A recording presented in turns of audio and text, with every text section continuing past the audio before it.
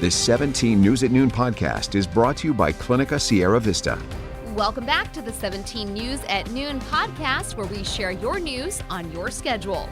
Good afternoon. Thanks for joining us for 17 News at Noon. I'm Maddie Jansen. We begin with breaking national news. Supreme Court Justice Stephen Breyer is stepping down from the bench. The liberal justice has served more than 27 years on the court. He will step down at the end of the current term. His decision to retire is not believed to be related to health issues. The 83-year-old Breyer is one of 3 liberal justices remaining on the Supreme Court. He was appointed to the court by President Bill Clinton in 1994. His departure will allow President Biden to nominate another liberal jurist to take over Breyer's seat on the Supreme Court. Mr. Biden has pledged in the past to nominate a black woman to the bench. The Supreme Court's next term begins in October 3rd. Now to COVID-19 in Kern County. More than 2,400 new cases of the virus have been reported this morning by Public Health.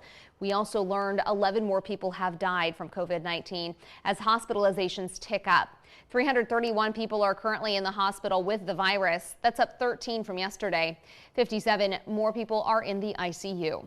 State models show the virus peaking sometime this week, meaning we could be about halfway done with this surge. Although encouraging news, it means we are experiencing the worst of the virus. Hundreds of people could still end up in the hospital with the virus over the next few weeks. It also means tens of thousands could come down sick. Meantime, more than 3 more state-staffed strike teams are on their way to help lighten the load of local hospitals. That announcement coming yesterday from Kern Public Health. These teams are expected to be in Kern County at least through the end of February. Ambulance strike teams are also arriving, consisting of 11 ambulances and 22 crew members with an additional 10 paramedics. Public Health Director Bryn Kerrigan also said that more than 53% of Kern's population has now been fully vaccinated against the virus. And the Biden administration is officially withdrawing its vaccine or test mandate for employees at large companies. This after the Supreme Court ruled against the measure, saying OSHA overstepped its authority. The withdrawal is expected to take effect today. Without the mandate, employers are subject to a patchwork of state and local laws on COVID-19 workplace safety. Hello, this is Tim Callahan with Clinica Sierra Vista, and we're excited to unveil the Community Health Center of the Future, our comprehensive care center. It's located right across the street from Memorial Hospital. We have every service under one roof, from family medicine, OBGYN care, dental services for adults and children, behavioral health, and much more. So find your way to better care at Clinica Sierra Vista this year at our comprehensive care center. Visit our website, clinicasierravista.org, for the latest on this project. We'll see you soon. Bakersfield police are investigating a deadly shooting in central Bakersfield this morning.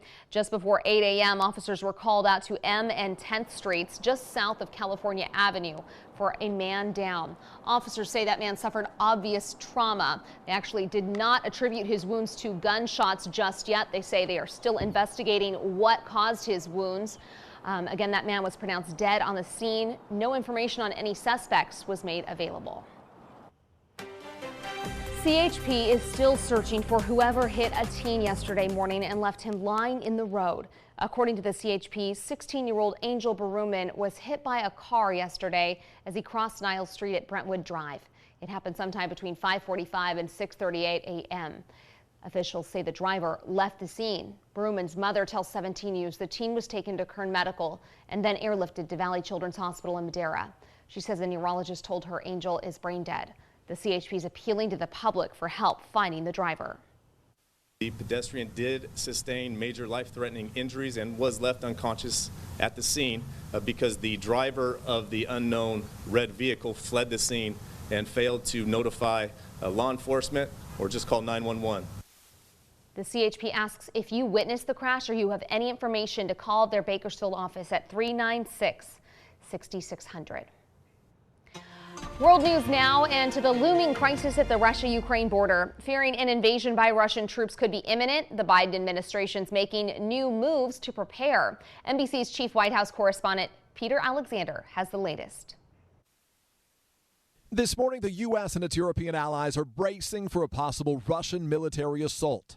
The latest American shipment arriving in Ukraine with anti-tank Javelin missiles, launchers, and other weapons to help fend off an invasion. With 8,500 U.S. troops now in a heightened state of alert, President Biden says he could start repositioning them to Eastern Europe before any Russian advance. What would lead to that is what's going to happen, what Putin does or doesn't do. And I may be moving some of those troops in the nearer term just because it takes time. The president says he does not intend to send any of those troops into Ukraine, and the Pentagon is leaving the door open to more deployments to Europe.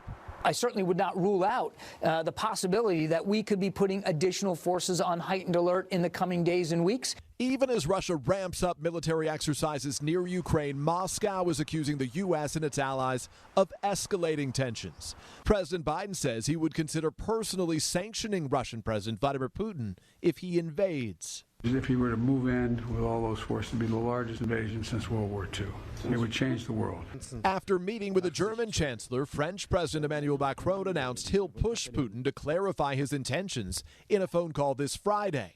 The Biden administration says it's now working with oil and gas suppliers around the world to boost shipments to Europe in case Russia cuts off that supply. About a third of the European Union's oil and gas comes from Russia. The Senate's top Republican Mitch McConnell offering rare praise for the president's foreign policy, calling the latest steps encouraging. It appears to me the administration is moving in the right direction.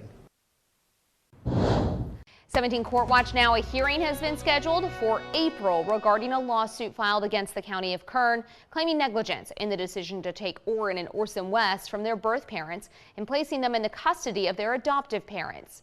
It's been just over a year and 1 month since the boys were reported missing from their home in California City.